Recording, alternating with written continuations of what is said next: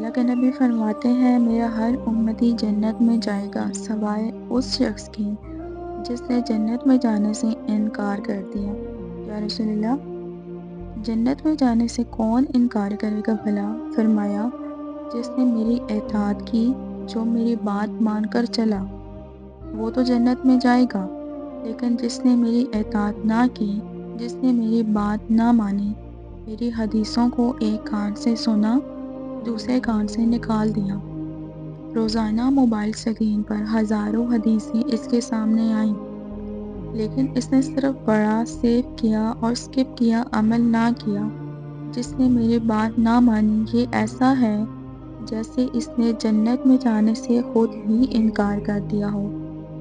تو ذرا سوچیں کہ ہم کیسے امتی ہیں کہ اپنے نبی کی بات پر عمل تک نہ کیا۔ یوں اگنور نہ کرو۔ پیارے نبی کی حدیثیں مجھے اور آپ کو چیخ چیخ کر کہہ رہی ہیں کہ ان حدیثوں پر عمل کرو، تاکہ کل آپ کے قدم جنت کی طرف بڑھیں۔